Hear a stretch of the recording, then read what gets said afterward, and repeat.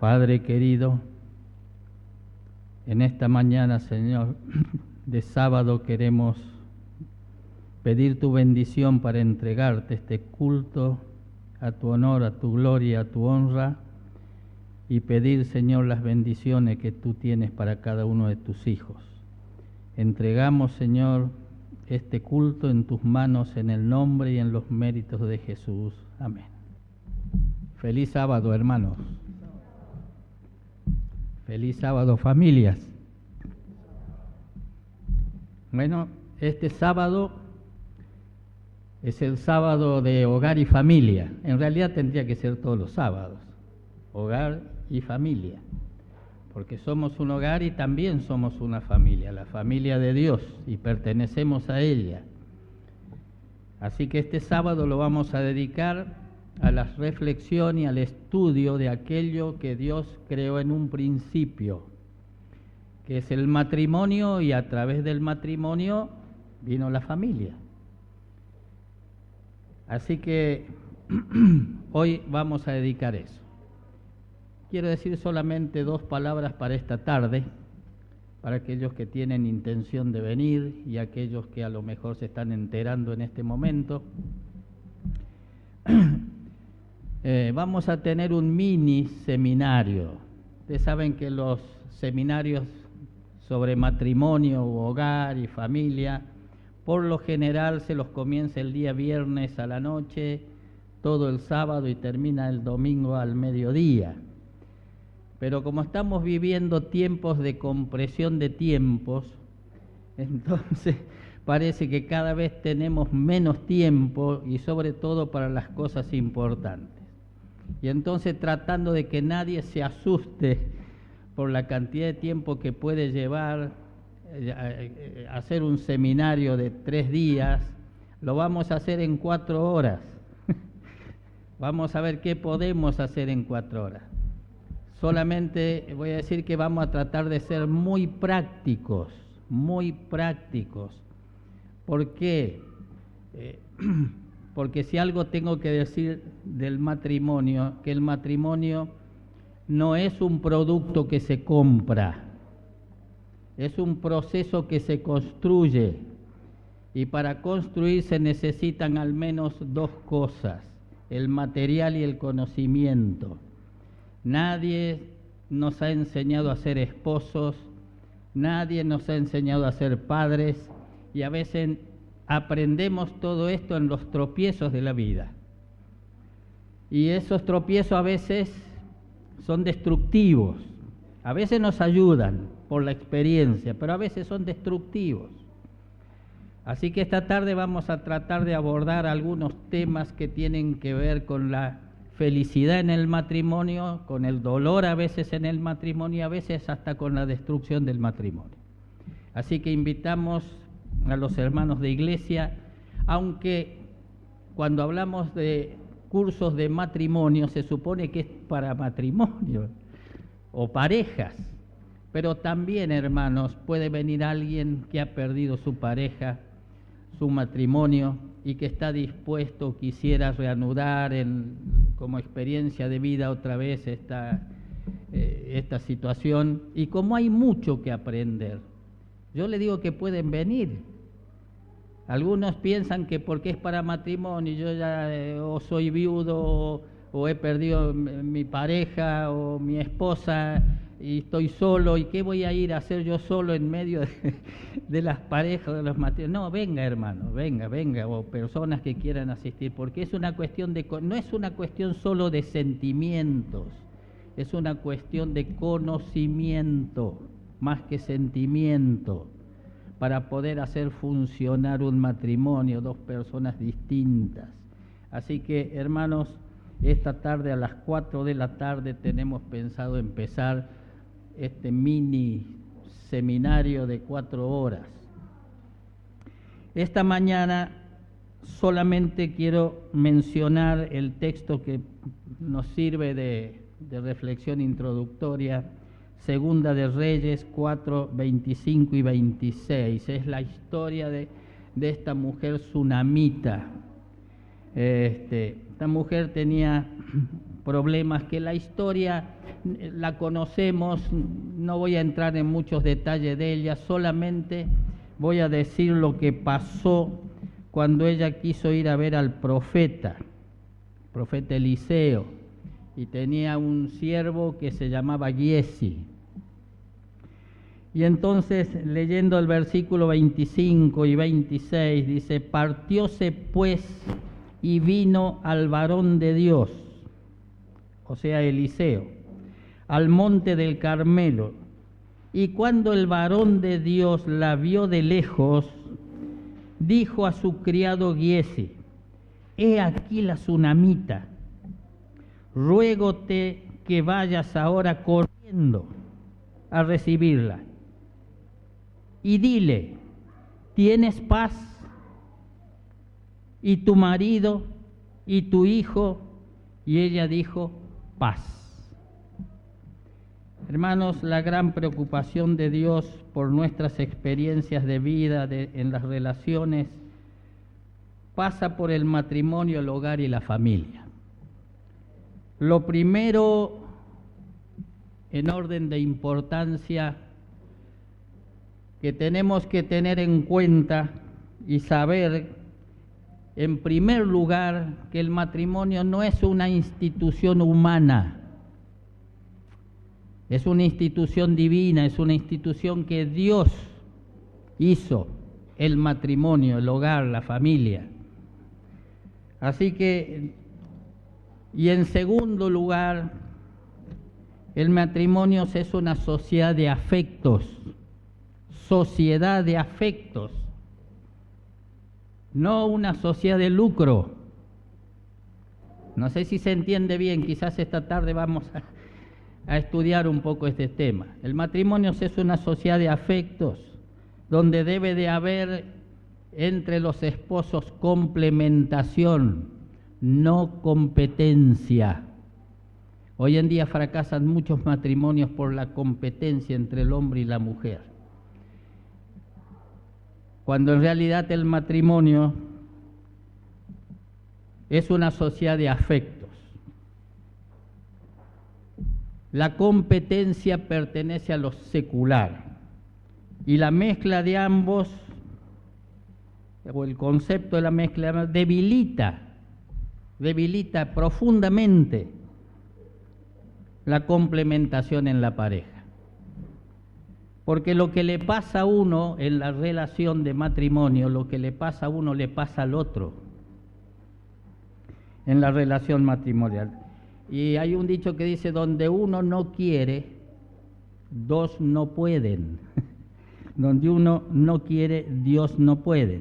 Y hermano, cuando usted está en el ambiente del matrimonio, debiera considerar que está en un ambiente sagrado, no secular. Usted está en un ambiente sagrado, porque Dios hizo el matrimonio sagrado. Y cuando usted está en el ambiente de trabajo, usted está en un ambiente secular. Y estas dos cosas no debiéramos mezclarlas. No debiéramos mezclarlas. Si hay una institución que hoy está sometida a la desconsideración, al desprestigio, a la confusión y aún a la destrucción, es el matrimonio. Tengo algunas estadísticas que después voy a leer. No quiero que nos asustemos de entrada en la consideración, pero, hermanos, el matrimonio es una institución de Dios, por lo tanto pertenece a lo sagrado. El matrimonio no es un producto, repito, no es un producto que se compra, es un proceso que se construye, no es una cuestión de suerte. Algunas veces uno escucha: ¿y a vos cómo te fue en el matrimonio? Y yo tuve suerte. Y si uno le pregunta, te dice: no, yo no, a mí me fue mal, yo no tuve suerte en el matrimonio. El matrimonio no es una cuestión de suerte, hermanos. No es un producto que uno compra como un televisor y te dan una garantía, por las dudas falle. Acá la única garantía es Dios, porque Él hizo el matrimonio. No es una cuestión de suerte. No es una cuestión de suerte, hermanos. Es una cuestión que es un proceso.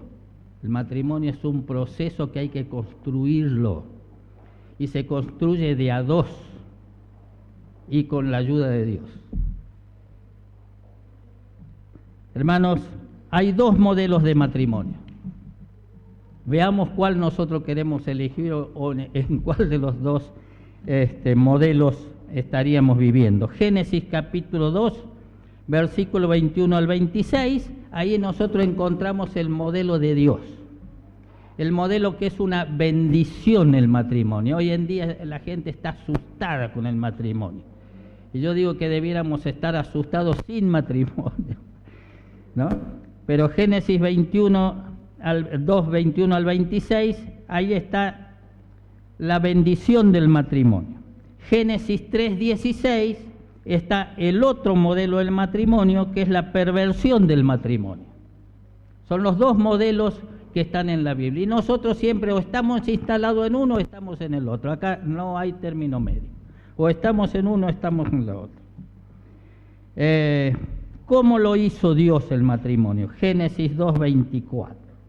Por tanto dejará el hombre a su padre y a su madre, se unirá a su mujer y serán una sola carne. Esta tarde vamos a hablar un poco de esta unión que Dios determinó allá en el Edén cuando estableció el matrimonio.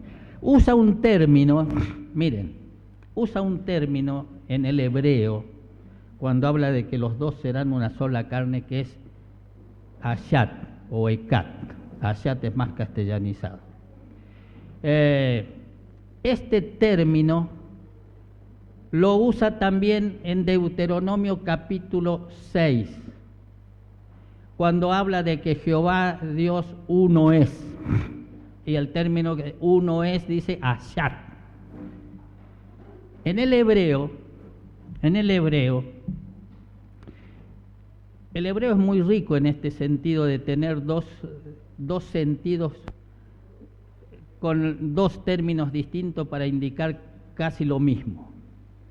Cuando Dios habla de la unidad, de la deidad o de la Trinidad, habla en términos de ashat. O sea, es la unidad, pero con idea de pluralidad. Entonces, cuando Dios une al hombre en el sagrado estado del matrimonio, dice que los dos serán una sola carne, ashat. O sea, el mismo término que usa para la unidad de la deidad. Miren la importancia que tiene esta unión. Es la unión con idea de pluralidad, porque está el otro término en el hebreo para determinar la unidad absoluta, que es yakit. Cuando se usa yakit es uno solo, absoluto, es la unidad absoluta. Cuando Dios le pide a Abraham que sacrifique su hijo, Dios le dijo tu yakit, no le dijo tu ashat, tu yakit, para que Abraham no se equivocara. ¿Por qué? Porque Abraham tenía dos hijos, ustedes recuerdan. Y si él hubiese tenido que elegir entre sacrificar uno y el otro, cuando uno era el hijo de la promesa, ¿a quién hubiese elegido? A ver, ¿cómo se llamaba el otro? Ismael, ¿correcto? Yo hubiese hecho lo mismo. Dios me pide que sacrifique un hijo. Uno es el de la promesa. Dios, no puedo romper la promesa de Dios. Entonces hubiese sacrificado a Ismael. Si Dios le hubiese dicho a Ashat, lo más probable es que Abraham hubiese escogido a Ismael. Pero Dios le dijo, no, dame tu yakit, tu único hijo, tu yakit, para que no hubiese dudas. Ahora, cuando Dios une a la pareja en matrimonio, usa ashat. Ashat. Están unidos como una unidad, aunque son más de uno, son dos. Dejará el hombre a su padre y a su madre, se unirá a su mujer y serán los dos ashat. una sola carne. Cuando esto no sucede, fracasan los matrimonios. Cuando esto no sucede, fracasan los matrimonios. Ahora, ¿cómo recibió Adán a su esposa cuando Dios la creó? Saben, miren, Dios podía haberlo creado a los dos de entrada. ¿Sí o no? Sí, podría haberlos creado a los dos de entrada. ¿Por qué no lo hizo? Yo me pregunté muchas veces, ¿por qué Dios no lo hizo de entrada? Porque Adán tenía que sentir la necesidad. ¿Ustedes recuerdan? Dios le puso toda la creación para él, para que él lo disfrutara, pero Dios veía ¿qué es lo que veía?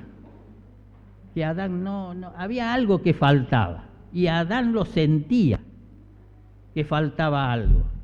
Entonces dijo Dios, no es bueno que el hombre esté solo, y le creó una ayuda idónea. Y cuando Dios le presenta a su esposa después de haberla sacado de una costilla, ¿qué dijo Adán? Una exclamación de júbilo. Esto sí, es hueso de mis huesos y carne de mi carne. Esto sí. Y esa es la exclamación que el hombre debía tener cuando recibe una esposa. Carne de su carne, hueso de su hueso. Bueno, a partir de ahí, a partir de este júbilo de Adán, como una bendición de Dios en el matrimonio, nos preguntamos qué pasó después. ¿Qué pasó después? Es uno de los capítulos más difíciles en la consideración de Dios por el matrimonio de sus hijos. Y todavía lo sufre. Todavía Dios sufre esto. Génesis 3:16, el segundo estilo de matrimonio. El segundo estilo de matrimonio. Donde está la perversión del matrimonio. Génesis 3:12. Dice, la mujer que tú me diste. Miren qué reproche triste para un padre. Dios le dio lo mejor, lo recibió con la mejor exclamación. Y después le dice, ¿sabes qué? Lo que a mí me pasó es la culpa tuya por la mujer que me diste. Qué terrible, hermanos. Piensen por un momento. Pónganse en el lugar de Dios como padres. Los padres siempre tratamos de buscar lo mejor para los hijos. Y de pronto encontramos reproche de los hijos. Dios todavía lo está sufriendo. Entonces allí comienza la justificación propia, ¿no? La mujer que tú me diste, cuando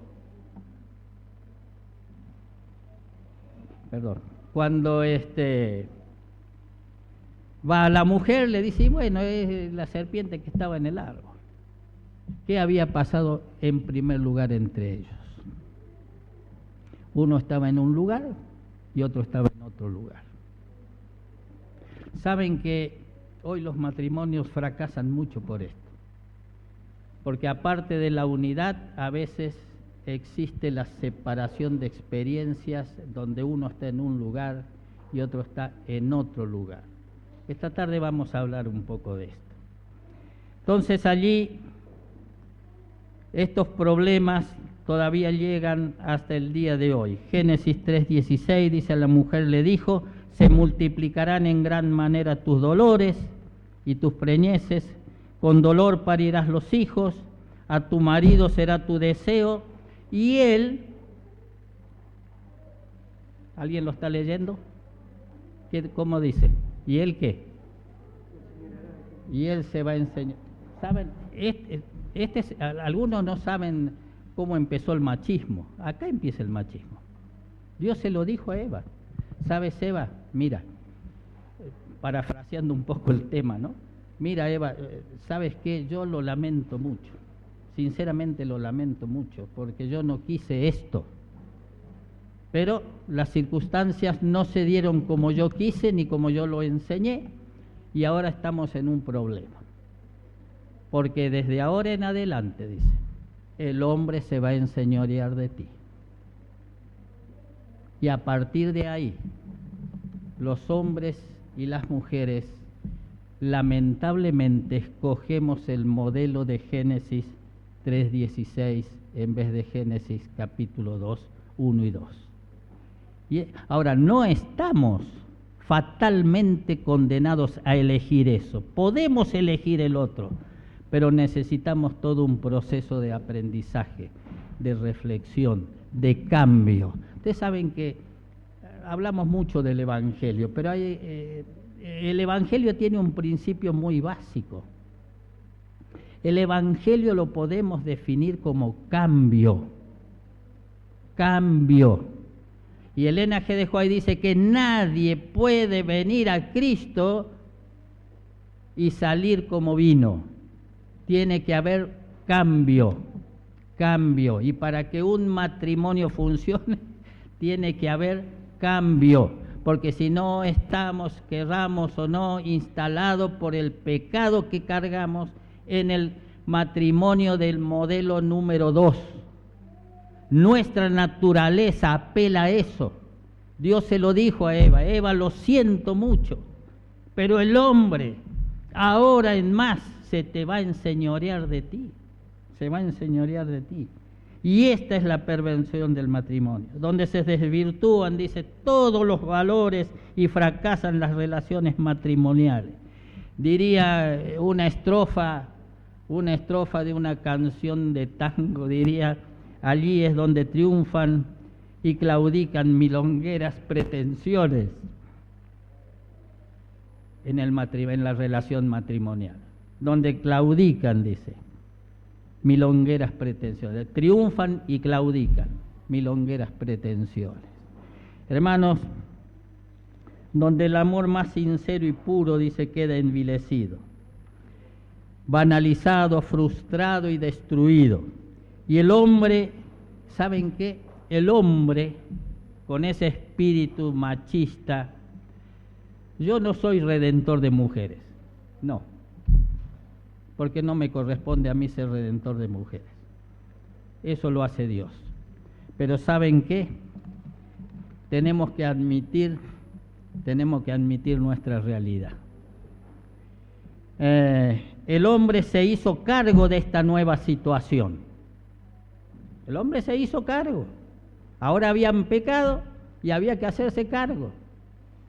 Dios podía perdonarlos, puede ayudarlos, pero la naturaleza propia de la elección equivocada nos permite, y lo hacemos, haciéndonos cargo de la situación. ¿Apelando a qué? ¿Cómo nos hacemos cargo los hombres? Apelando a la supremacía física. Apelando a la supremacía física. Tratando de controlar al mundo que lo rodeaba, porque este había sido el pedido de Dios, nos había dado todo para que nosotros lo administráramos, pero que lo administráramos en Ashat, en esa unidad plural de igualdades, pero ahora estábamos unidos en desigualdad. Y entonces ahora el hombre, haciendo uso y apelando a la supremacía física, se hace cargo de la situación y empieza entonces a controlar al mundo que lo rodeaba. Estamos haciéndolo todavía, controlando al mundo que nos rodeaba, pero incluyendo en esa dominación ahora a la mujer también. ¿Se entiende lo que digo? ¿Se entiende lo que nos pasa?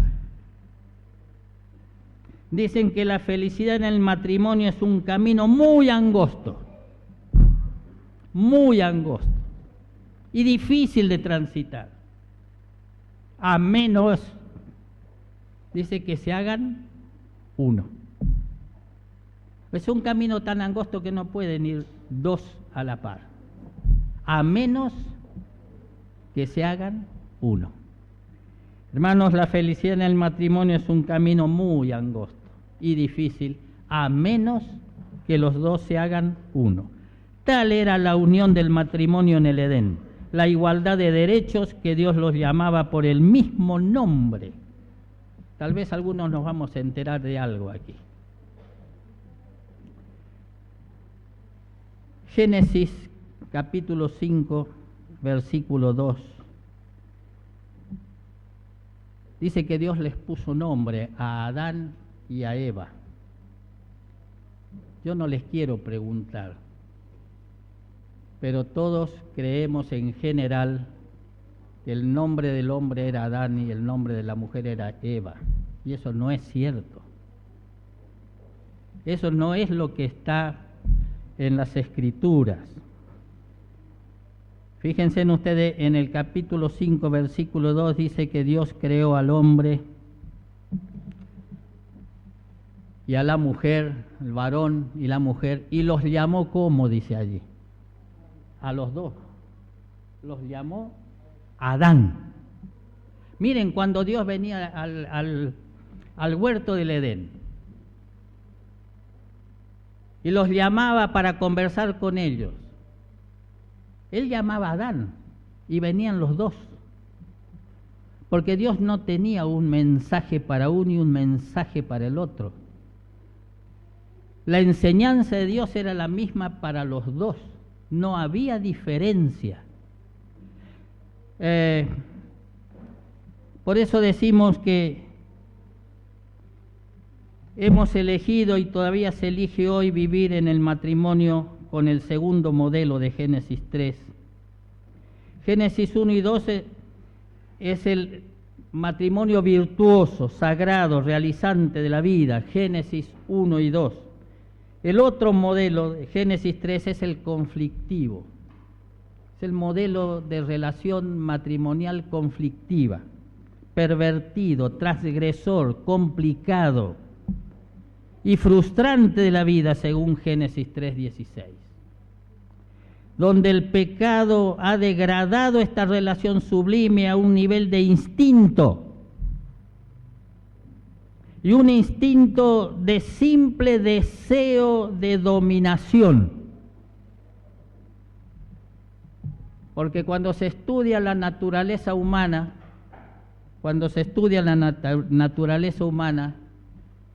el ser humano necesita dominar, porque de lo contrario se siente dominado. Y nunca hemos escuchado, vos sos un dominado. Nunca lo hemos escuchado. Vos lo que pasa es sos un pollerudo, sos un dominado. Y entonces el hombre dice, no puede ser. Va y castiga a la mujer para demostrar que no está dominado. Lean los diarios. Escuchen las noticias por televisión, por radio, escuchen. Nunca la mujer ha sido maltratada como está siendo maltratada. A pesar de todos los movimientos feministas y de derechos y de todo lo que ustedes quieran. Nunca. Algunos dicen, no, antes no se sabía. Sí, claro que había cosas que no se sabían. Pero hoy se sabe lo que es hoy en las relaciones donde cada vez la mujer es más maltratada, a pesar de todos los derechos y el reconocimiento de sus derechos y de todo. Hermano, el pecado ha degradado la relación sublime a un nivel de instinto simple de deseo y dominación. Y este estilo se lo ha perfeccionado. Y hoy tanto se lo ha perfeccionado este estilo del segundo matrimonio, que hoy tenemos matrimonios mixtos, hoy tenemos familias disfuncionales, hoy tenemos matrimonios y familias homosexuales, porque el hombre quiere redefinir lo que está definido por Dios. Dios definió lo que es el matrimonio, cómo tiene que funcionar, cómo tiene que ser. Pero el hombre ahora, después de Génesis, con el segundo modelo, dice, no, ahora lo vamos a redefinir nosotros. Y tenemos todo esto que lo único que trae son problemas, dificultades y cada vez más frustración. Hay una pregunta que Dios le hizo a Adán y que todavía la hace hoy. Génesis capítulo 3, versículo 11, Dios le pregunta a Adán, después que había pecado, cuando Adán le dijo, tuve miedo, sabemos esto. Entonces Dios le dice a Adán, dime Adán, ¿quién te enseñó que estabas desnudo? ¿Quién te enseñó que estabas desnudo? Porque yo no lo hice. ¿Quién te enseñó? Y hermano, ¿quién nos enseña hoy que el matrimonio no debe ser como el capítulo 1 y 2 de Génesis? Miren, hermano, hay que tener tanto cuidado, porque a veces se buscan consejos con la mejor intención de solucionar problemas matrimoniales. Y cuando uno va al psicólogo o a personas, dice, bueno, ¿cuál es tu problema? Es que no hay caso, no nos llevamos bien. Dice, no te sientes bien, pero búscate otra. Esa es la solución. Búscate otra. Si esto no te funciona, búscate otra. Y a la mujer, ¿qué le dice? Búscate otro. Búscate otro. Esa es la solución que damos nosotros. Esa es la solución que damos nosotros. Es cierto que hay situaciones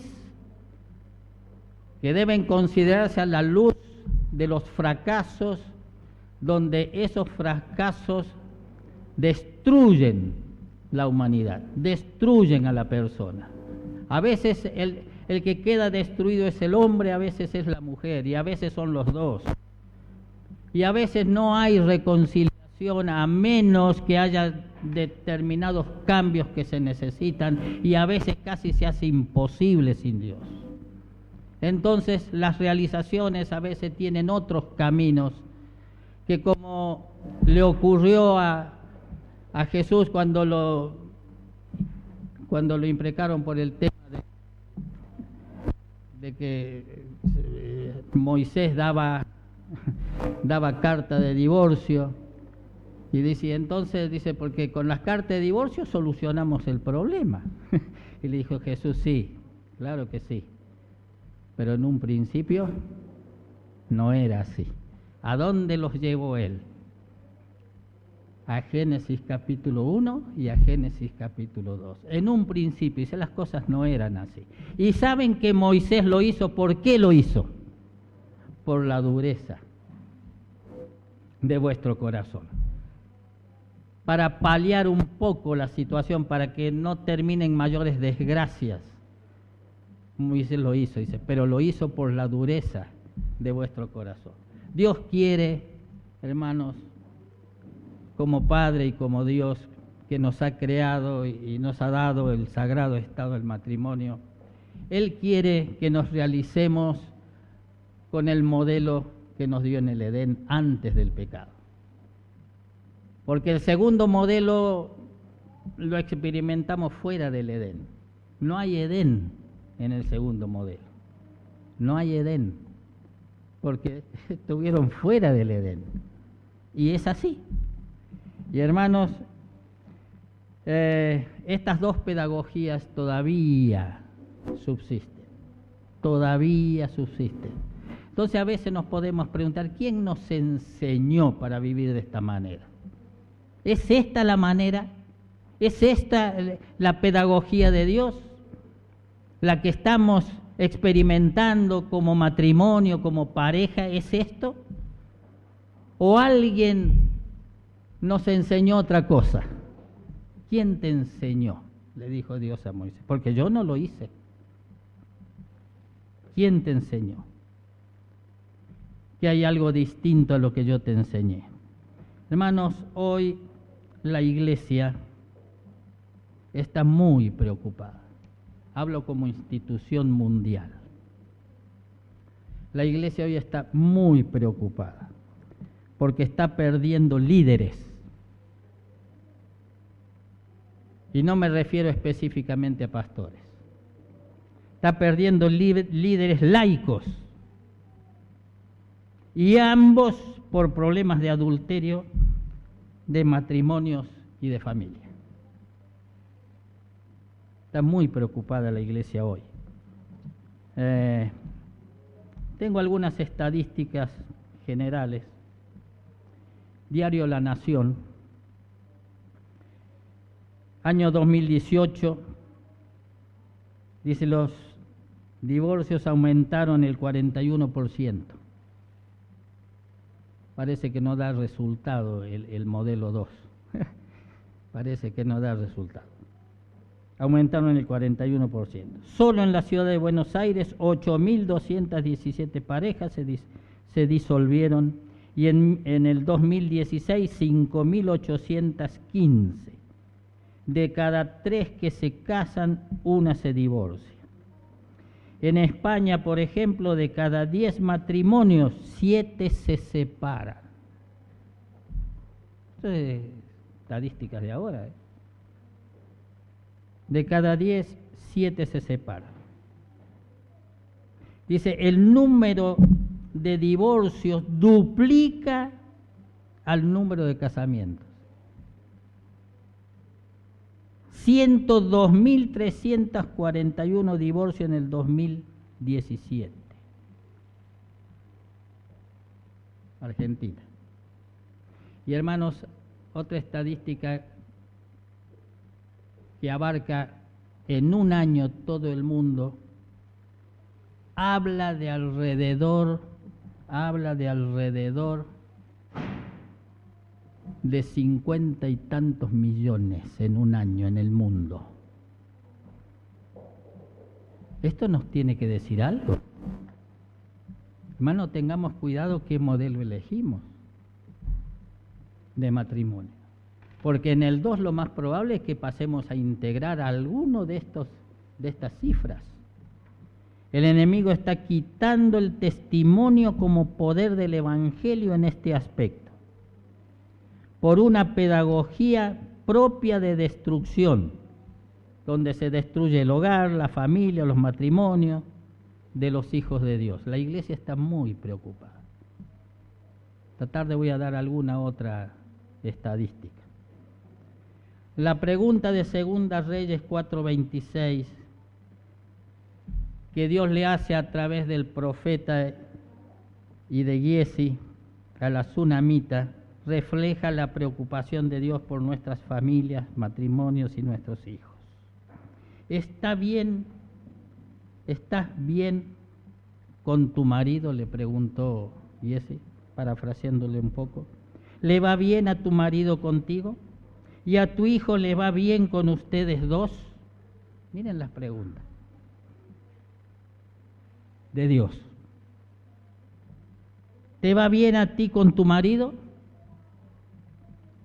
¿Y a tu marido le va bien contigo?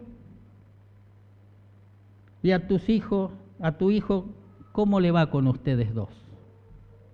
Esto es parafraseado la pregunta. Todo esto está implicado en la pregunta que Dios le hace. ¿O estamos bien cuando nos llevamos mal? ¿O cómo están nuestros hijos cuando no estamos bien? Esta es la preocupación de Dios, desde siempre, y mucho más hoy en el final de los tiempos. ¿Saben? Todo el mundo, todo el mundo estamos viviendo un proceso de inestabilidad. Estamos viviendo en la era de la inestabilidad. Y esta era que comenzó no va a parar hasta el fin. Y nosotros estamos inmersos en esta era de inestabilidad. Toda institución, dice, incluido el matrimonio, toda institución cuya estructura esté conformada por valores, le quedan dos alternativas. Una, defender sus valores como institución a través de la palabra y los hechos, o cambiar sus valores como institución, si no a través de la palabra, sí de los hechos. Porque hablamos muy bien a veces, pero después los hechos dicen otra cosa. Hermanos, esta era de inestabilidad, y en esta experiencia de inestabilidad no escapa, hermanos, la institución del matrimonio y la familia, y lo podemos ver. Tampoco escapan las personas en su individualidad de experiencia, porque de hecho para que cambien las instituciones lo necesario es que cambien las personas. Y lo que viene en este aspecto es aterrador. Hay todo un programa para destruir el matrimonio y la familia. Esto no ocurre al azar, no es una cosa que sucede porque sí. Hay un programa de destrucción cuya enseñanza es la que Dios le preguntó a Adán: ¿quién te enseñó? ¿De quién somos enseñados para vivir la experiencia del matrimonio?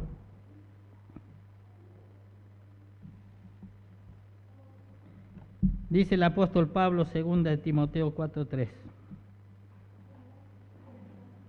Dice: hoy no se sufre la sana doctrina, antes hay comezón de oír y se amontonan maestros conforme a ¿qué? A su concupiscencia. Esos son los maestros de hoy en día. Son los que nos fijan los principios de nuestras experiencias. Y en torno a esta maldición de Génesis 3 del matrimonio se ha desarrollado un modelo de matrimonio. Se ha desarrollado un modelo de matrimonio. Escuchen esto, hermanos. Miren si San Pablo no tenía razón. Que incluso los círculos cristianos perpetúan y defienden este modelo nuevo de Génesis capítulo 3 como el modelo apropiado para hoy de matrimonio. Y hermano, esto está dicho y dado en un seminario de vida cristiana muy popular. Es increíble. Proclama que la maldición de Génesis 3 es el plan de Dios para los hogares. ¿Quién nos está enseñando? En vez de predicar el evangelio redentor de Jesús para el matrimonio, que dijo cuando habló del matrimonio, dice ahí en Mateo 19, cuando le preguntaron sobre el matrimonio, y él dijo: el matrimonio tiene que ser como Génesis capítulo 1 y 2. En ese principio tendría que estar basado. En un principio de lo que ocurre ahora, dice, no era así. No era así. En el principio no era así. Que todo lo que vino después, dio a entender Jesús, fue por la dureza de nuestro corazón. Jesús desafió los males que se habían impuesto entre los sexos y siempre quiso unirlos en una sola carne hasta que la muerte los separe. Este era el propósito de Dios y es todavía el propósito de Dios. Y como cristianos y sobre todo como adventistas privilegiados por la revelación de toda verdad que Dios nos ha dado, debiéramos tener y practicar un concepto muy claro con respecto a las relaciones matrimoniales y familiares. Miren, es muy importante la consideración que se hace del capítulo 1 al capítulo 3 sobre el matrimonio y la familia. Esto para saber cómo ocurrieron las cosas y saber cómo debieran ocurrir hoy en el matrimonio y en la familia. Génesis 1, 26, 27 dice, hay ahí una construcción sintáctica, gramatical muy interesante. Se usa la palabra Adán 2 veces, como una designación de la pareja humana. Dice, hagamos al hombre, Adán, a nuestra imagen, a imagen de Dios los creó, y aclara, varón y hembra los creó. El hebreo para el varón es ish, y para la mujer o varona, isha. Génesis 1, 26, 27. Ahora, el hombre recibe, dice, a su mujer con el éxtasis que ya mencionamos, ¿cierto? Esto sí, Ahora sí, es parte de mí mismo. Hasta este punto de Génesis Dios dice, Dios ha usado para designar a la pareja que espera a su compañera, que con la llegada de ella se hace evidente la distinción sexual especial de los dos géneros y únicos dos géneros que existen en la humanidad creada por Dios, varón y mujer, o varón y hembra, como dicen algunas de las traducciones, los dos géneros de la humanidad. Entonces la Escritura llama ahora al hombre Ish y a la mujer Isha, pero solamente como distinción de género, de sexo, varón y mujer. No hay otra, para distinguir los dos sexos. Y esto como parte complementaria de uno con el otro. Pero, notamos esto ahora, pero para Dios seguían llamándose Adán. Interesante. Porque Dios consideraba esa unión como la unión de la deidad. Donde cuando Jesús les dijo, dice, yo y el Padre, una cosa somos. Como si fuesen una sola carne. Esa es la idea que tiene Dios para el matrimonio. Para Dios seguían llamándose Adán, y este es el nombre que Dios les puso.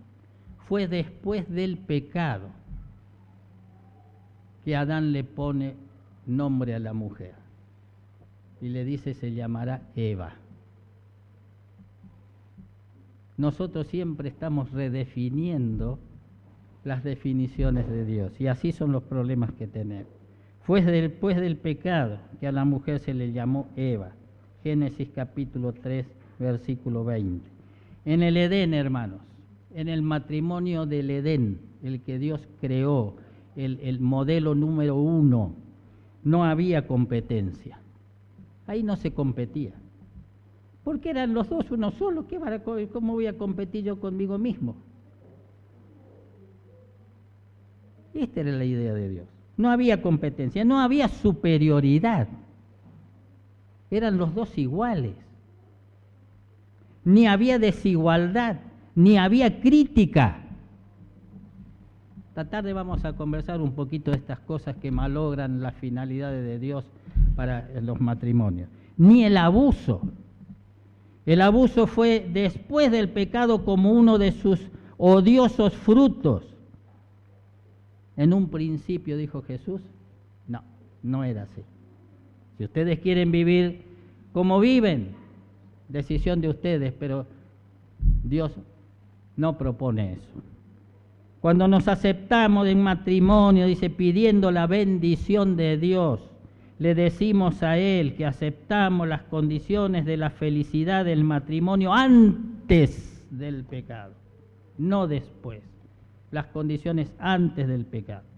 El problema es que después nosotros aceptamos esas condiciones, pero después vivimos las condiciones del segundo en Génesis 3, y entonces muchos fracasan.